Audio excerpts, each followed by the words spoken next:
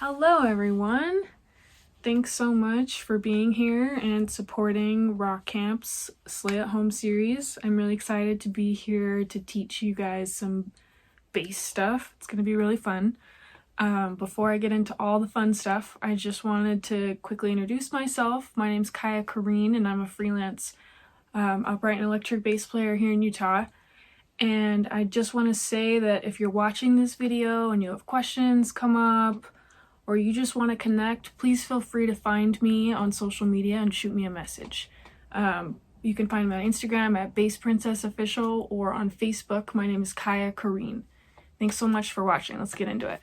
So before I get my phone set in my tripod so that you guys can actually see me playing and we get into the music stuff, I wanted to take a minute to talk about gear.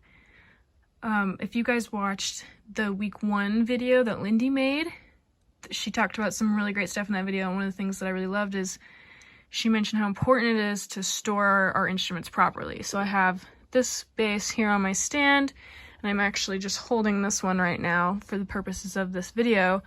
I'm not leaning it against anything though, is the point. You never want to do that, even if it feels very secure, because if it does topple over and something happens to it, it's the worst feeling in the world. And our instruments, they're so good to us, so we should be as good to them as we possibly can and make sure we're storing them correctly. So as soon as I'm done filming this, I'm going to put this one right back in its case, tuck it away safely. Another thing that Lindy talked about that was really great is the importance of experimentation, because every bass and every amp is very different. They all have their own natural sounds and natural ways of being, and so it's really important that you take some time to get to know your particular gear, whatever you're playing on. Get to know the amp you're playing on, you know, play with the knobs, play with different combinations, see how your bass sounds if you take the bass and the low mids down pretty low and you boost the treble and the high mids. And then try vice versa. Just try every combination until it sounds good to you and it sounds the way you'd like it to sound. And make sure you're playing with the knobs on your basses too, because every bass is different with their knobs for the most part. And this one has the 2 pickups that Lindy talked about, where I have that lever where I can switch which pickup I use, and then I have all the tone controls.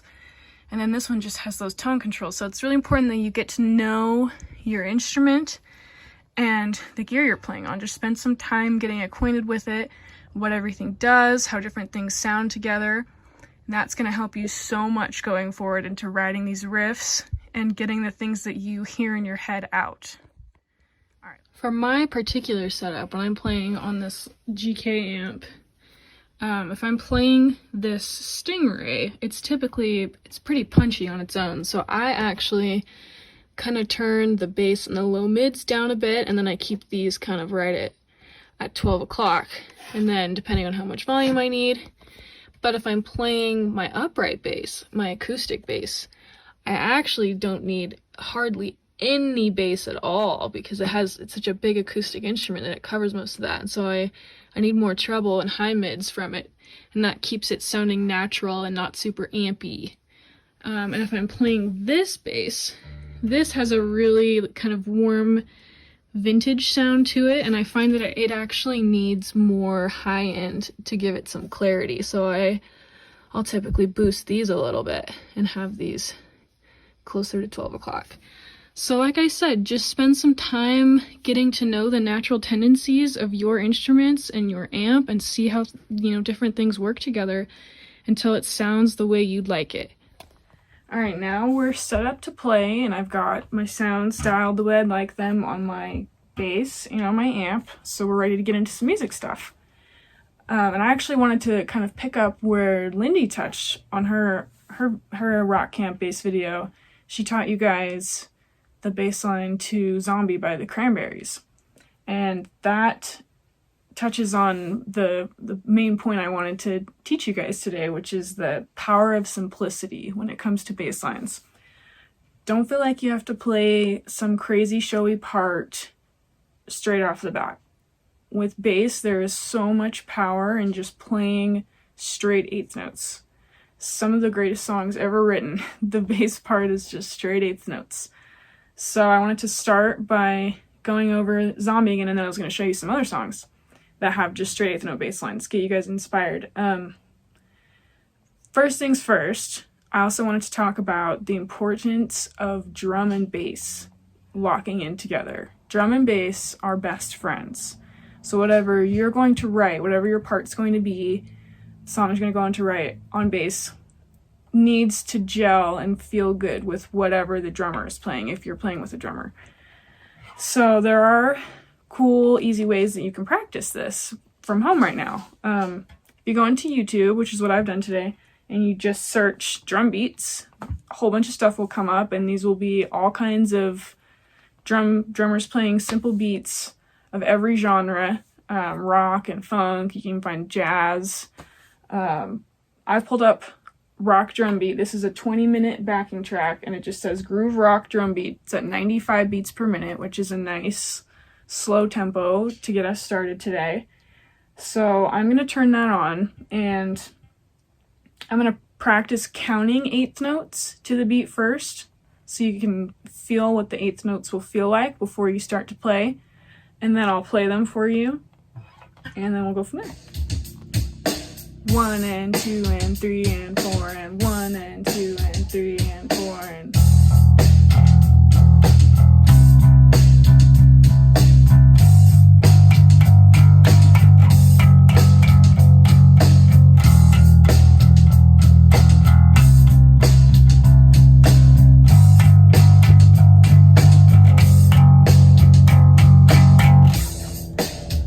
Alright, so do that until you've got it, until you can play that zombie bass line that Lindy taught you in her video.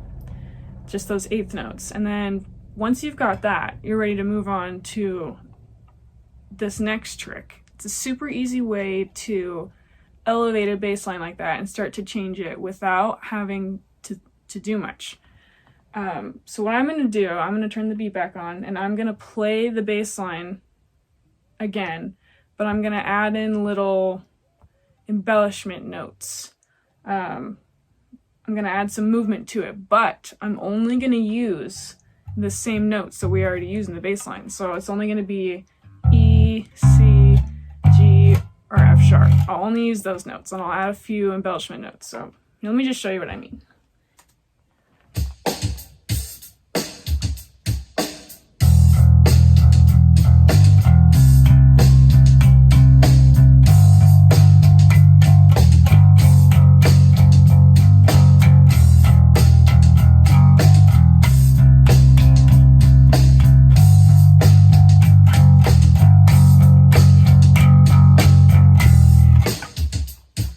So I don't know if you guys could hear that. I had some movement things happening, and I was only still using those same 4 notes. It just was whatever order I was feeling like. So try messing around with that. Try playing with that. And I really just want to stress the importance of just experimenting and playing along and just having fun with it. And on bass, the importance of just keeping it simple so that it feels good. So couple other songs that have really good running eighth note bass lines like that are really simple.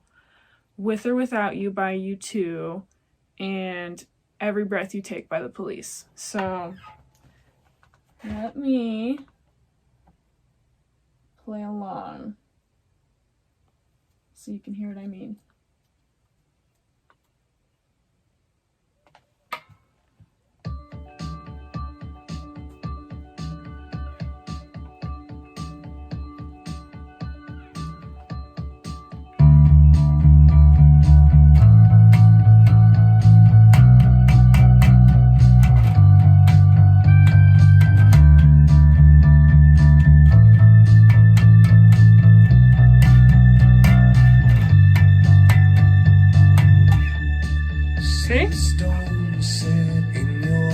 You listen to that song, I'll do that pretty much the whole time. And same with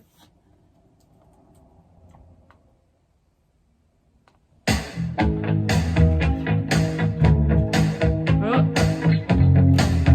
remember what key is in.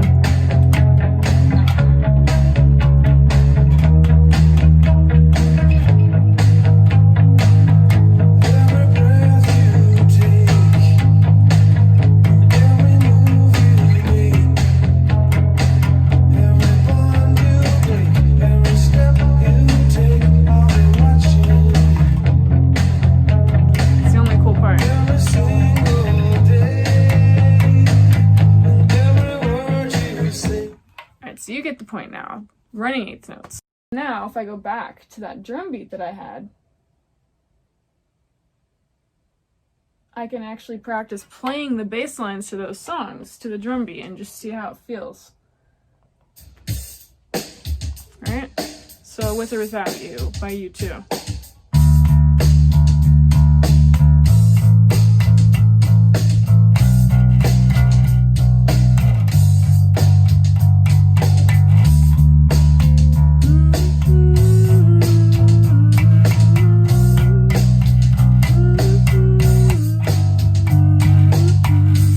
Then you can do kind of what I talked about with the zombie bass line and try and add some embellishments to that bass line, but keep it within the same notes that are already in it. So like,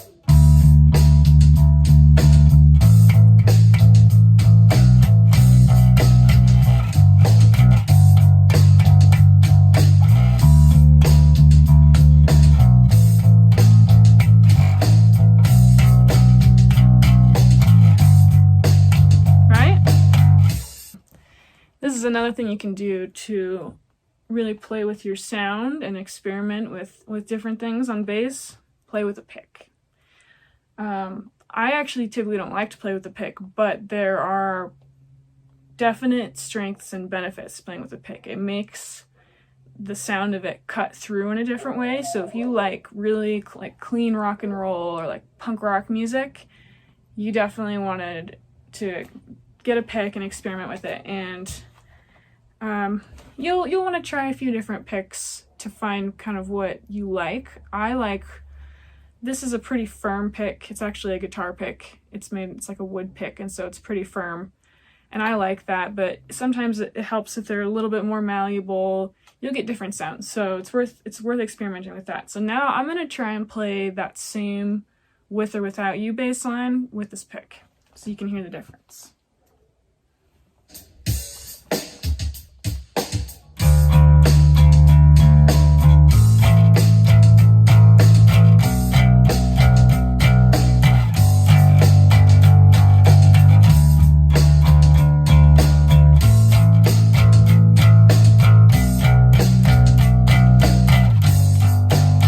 As opposed to,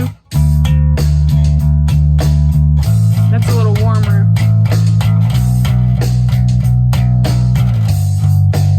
And this is a little sharp.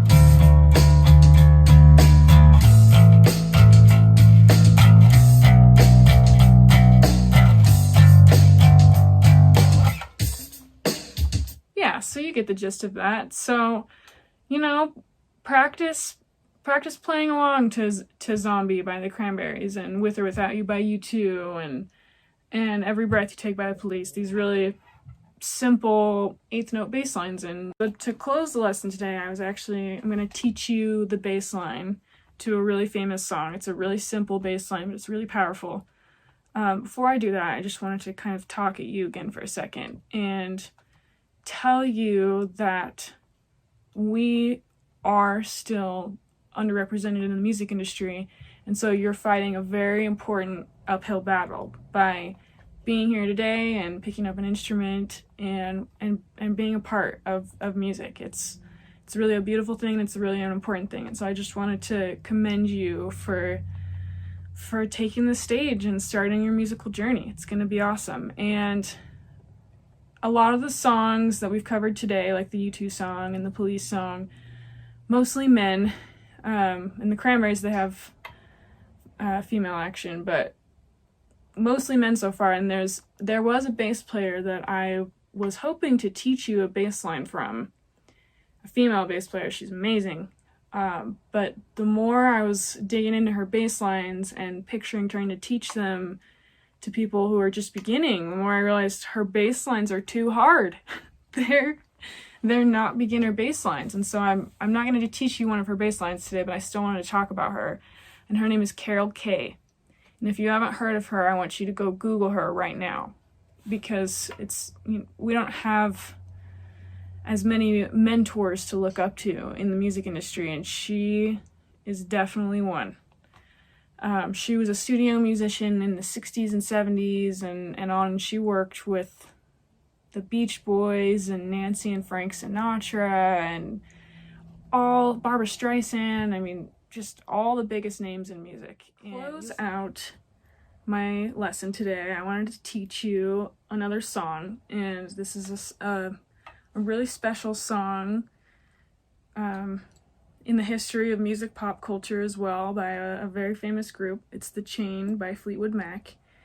And the reason that I wanted to teach you this song is it covers kind of the two quintessential types of bass playing. And the first is the art of keeping things simple that we've already talked about today. Bass actually lays out for a majority of this song. It doesn't play during the verses, only during chorus and the bridge. And when bass is playing during the chorus, it's even simpler than running eighth notes. It's just quarter notes. Just really locking in with the pulse with the bass drum and like digging into the groove. And there are really only 4 notes in that riff part, and I'll teach you that, or that chorus part, sorry. And I'll teach you that in a second. And that's actually the other thing I was going to talk to you about. That's the other kind of school of bass playing, style of bass playing, that is the style I'm sure you're all itching to go over, and that's riff-based. And what I mean by riff-based bass playing is these are the bass lines you think of when you think of cool bass lines. These are songs that have bass parts where the bass isn't just blending in to the sound landscape. The bass is actually important in driving the song and defining the song. So this is like Another One Bites the Dust by Queen, that bass line, or even the Seven Nation Army bass line that Lindy taught you in her lesson. And The Chain also has a riff-based bass moment during the bridge. The bass actually has kind of a solo moment, just playing a really simple riff. So that's why this song's great. I'm going to get to show you the power of a really simple driving bass part, and then teach you a fun little riff that you can play along to the song with. So I'm going to start with the chorus parts, which is just this really simple quarter note thing, locking in with the drums. And you only need to know 4 notes for it. You're going to be using the A, which is the 5th fret on your E string, and then C, which is the 3rd fret on your A string, E, which is the 7th fret on your A string, and then D, which is the 5th fret on your A string. So you're only going to be using these 2 bottom strings. And I've still got my pick here, as we talked about before. This is going to help me play really clearly for you guys so you can hear me through this video. So the bass line during the chorus of The Chain has 2 measures of A, and then there's a quick passing C on your way up to the E, and then there's a measure of E, and a measure of C, and then a measure of D. So I'm going to play it by myself once, and then I'm actually going to play it in the context of the song so you can hear it. So it kind of sounds like this.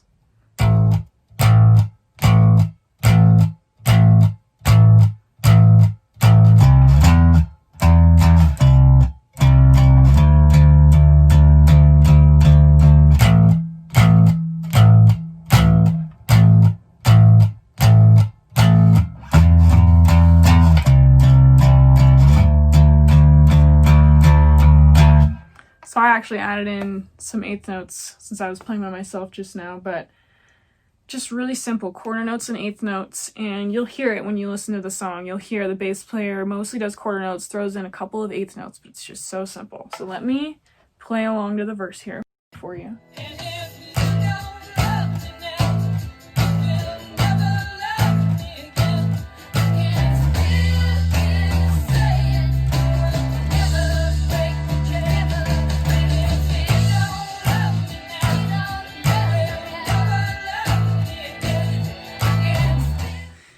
You guys can see what I'm getting at here.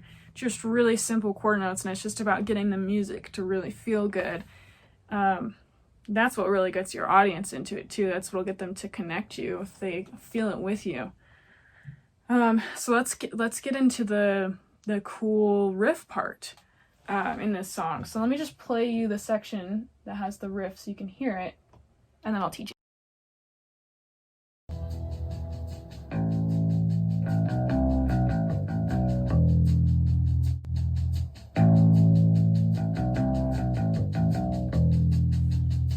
So that riff, it's super easy. You can actually just do it all on your bottom string, your E string. So it starts on A, that same note we were using before in the choruses. And you're going to be going up an A minor scale to the third, the C. Oops, sorry. Right? So you're going to go A, up 2 frets to the B, up 1 fret to C. And then you're going to go back down.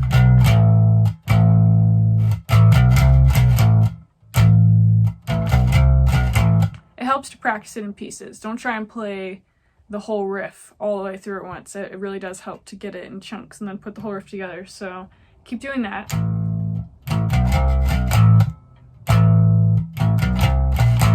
Oops. So once you have that, you can add the second part, which is... Oh, it's an open E. Sorry, I'm learning it now with you. Yeah, so that's what it is. So once you've done that, you're going to go G, A, B, 3rd fret, 5th fret, 7th fret. And then your open E string.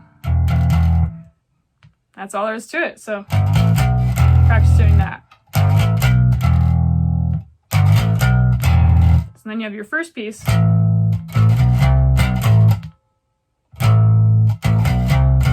And you have your second piece. And you put it all together.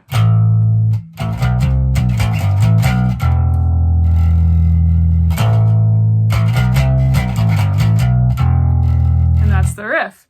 And then as the guitar comes in and builds right there, the bass then goes up to the octave E, which is the E we were using in the chorus parts. It's that 7th fret on your A string.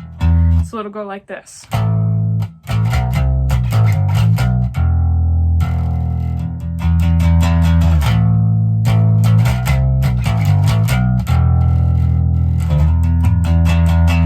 You'll hear it. So I'm going to play along to that riff section now so you can watch me do it and hear it.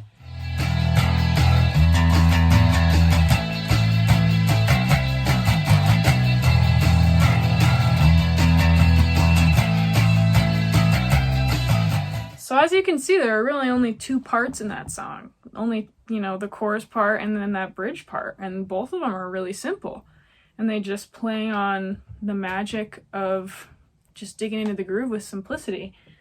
The other reason that song is a great lesson for all of us to learn from, not many people know this, but that song, it's actually a kind of Frankenstein of a bunch of different scrap parts that Fleetwood Mac had been working on. They had a totally different song, and then had the bridge from this song in a different song, and they decided to scrap all the rest of it but keep this bridge and then rewrite parts to go around it. So it ended up being this whole kind of Frankenstein thing, but that's a really important lesson for us to remember, that writing a song isn't always a perfect, easy thing. It doesn't always just come out in one session. It's not always just this perfect, free-flowing thing. Sometimes it's hard work to get a song. Sometimes you're going to have an idea that you want to use, and you're going to have to work with it for a while, and you're going to have to be okay with changing things and hearing things a certain way for a while and then giving up on that and starting over, because we're all just here to serve the music and give it our best. And yeah, I just wanted to talk about that and make sure you guys know that it's okay if it's not always easy, and if it doesn't come naturally. It's okay if you have to work at it. It's actually a good thing. All right, I think I've covered everything I wanted to cover in my lesson today.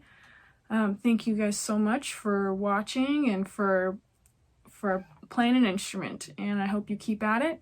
Please feel free to reach out to me if you have any questions about anything, and happy rocking.